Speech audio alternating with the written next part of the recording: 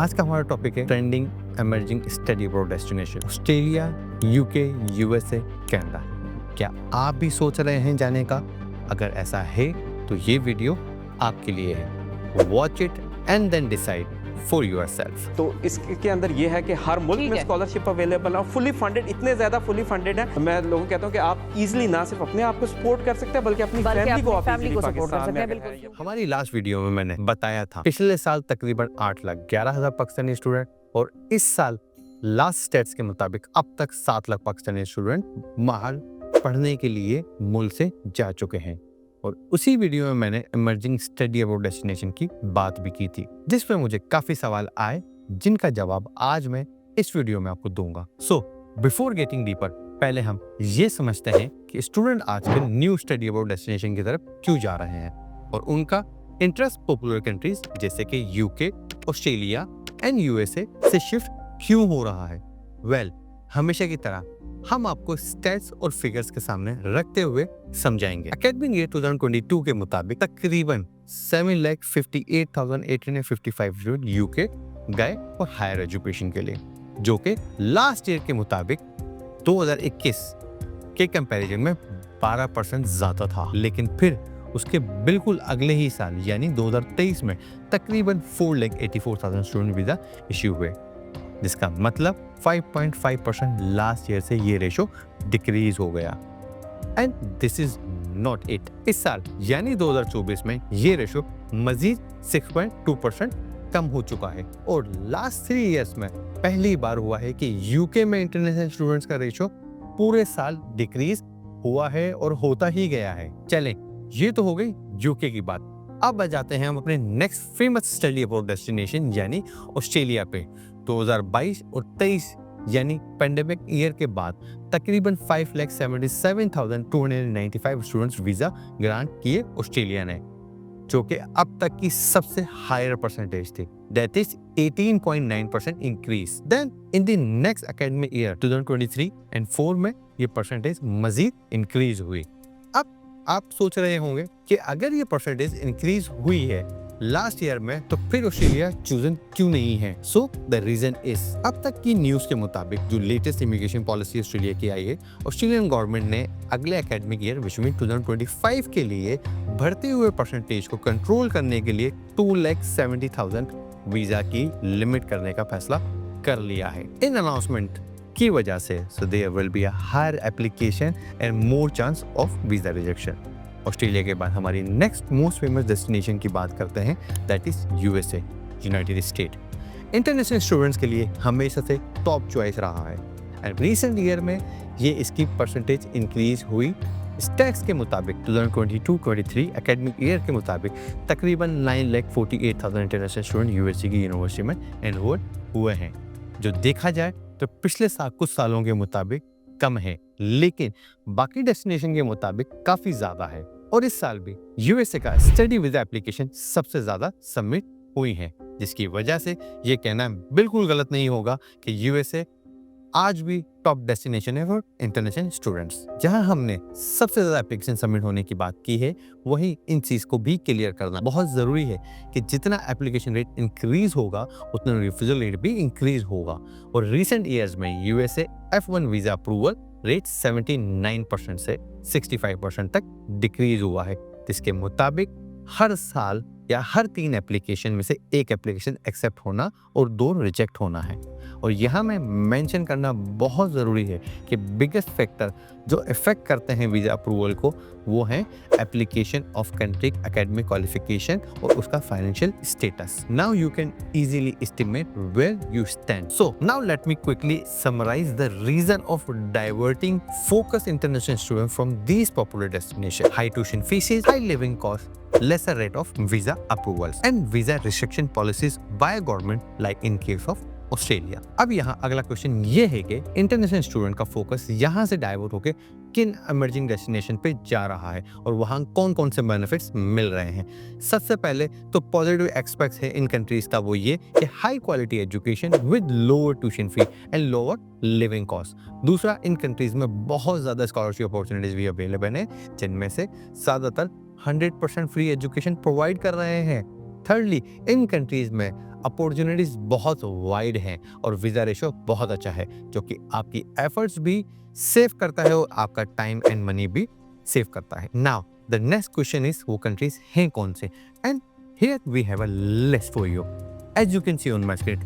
On top of this list we have Germany, then Italy, Spain, New Zealand, Poland, पुर्तगाल और Denmark और France जैसे famous country हैं। To understand it better हम एक इन डेप्थ एनालिसिस करेंगे, बड़ा फोकस रिक्वायर्ड है आपका यहाँ पर। These emerging destination with popular ones, सबसे पहले let's check out the tuition fee cost.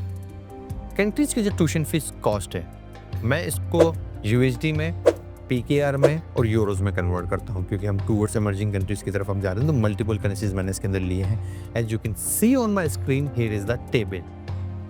Germany आप कह लेंगे 300 से लेकर 1500 यूरोज तक चला जाता है। इसकी मैंने कन्वर्जन भी लिख दी है, पीकेआर के अंदर आप लगा लें पाकिस्तानी 1 लाख रुपए से लेकर 5 लाख रुपए तक, इंडियन रुपीज़ में ये ऑलमोस्ट हाफ हो जाता है।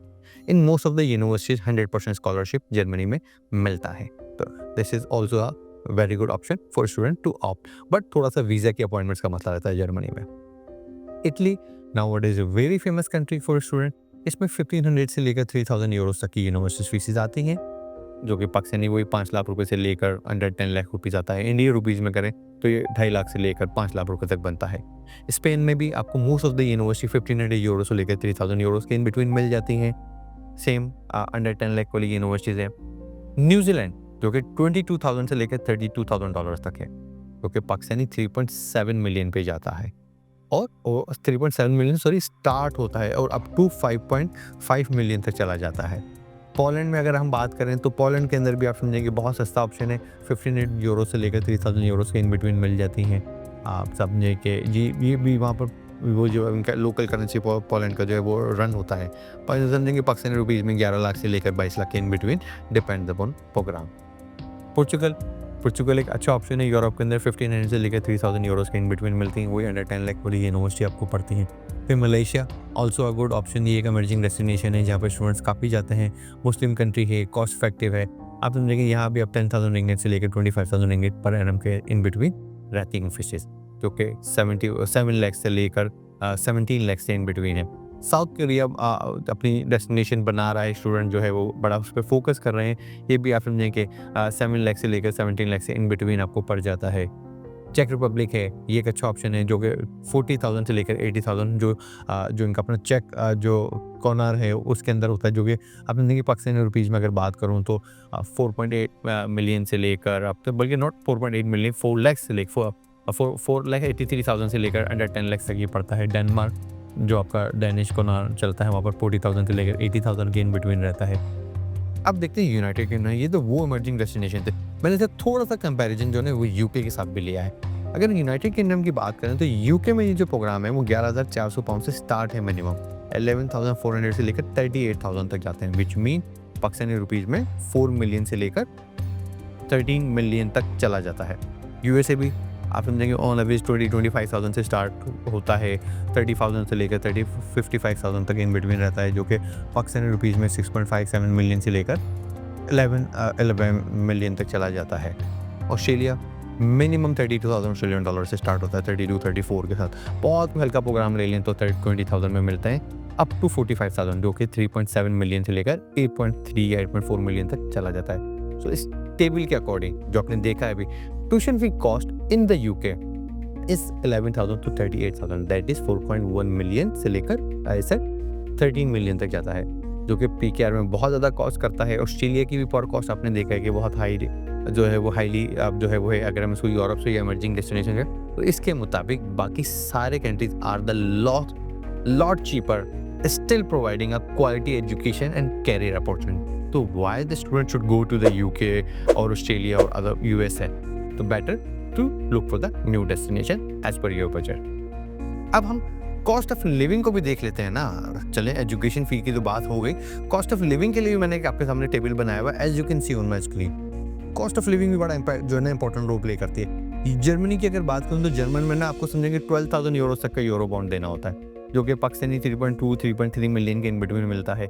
आपने कंट्री इंडिया में लगाए तो ऑलमोस्ट आप समझें कि हाफ ही बन जाता है। अगर हम इसको देखें तो 2.5 तक मेरे हिसाब से आना चाहिए, 2.5 या 3 के इन बिटवीन।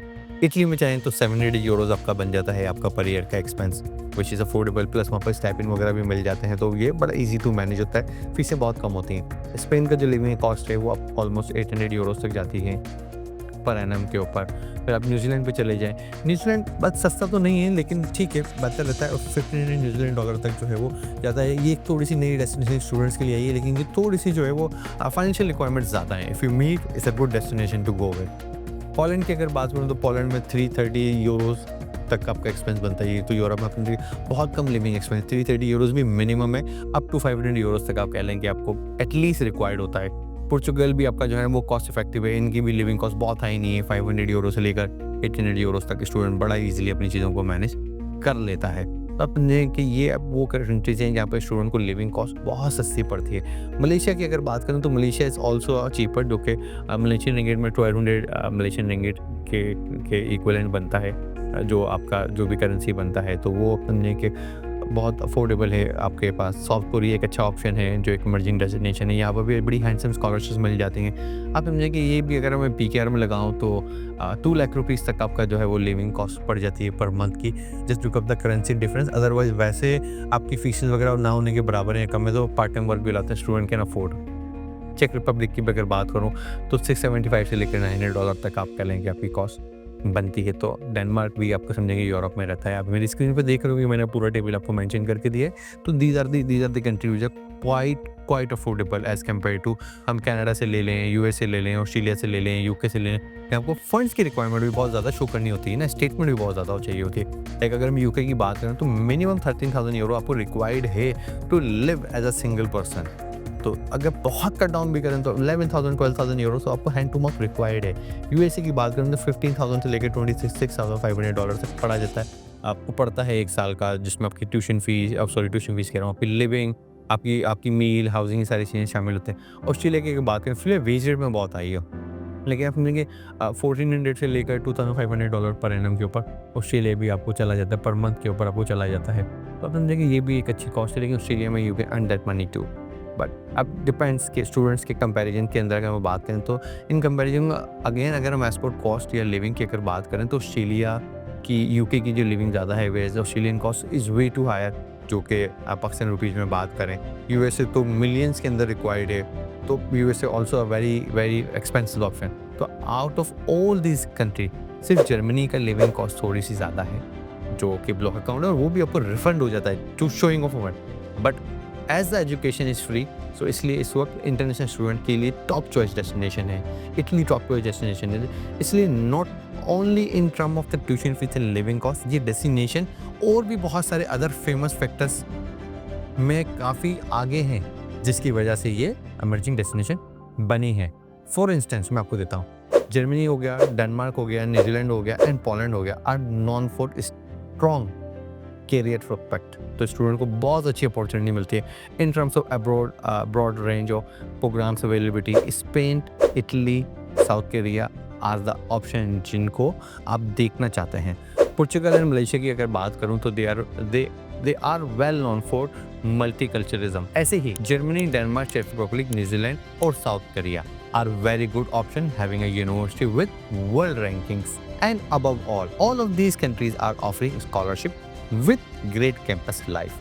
अभी सारी डिटेल्स इन डेप्थ कंपैरिजन के बाद now it's on you to choose the best destination that fits your interest, and you can contact me and we will find you the best possible option according to your profile for your educational background. Well, that's it for today.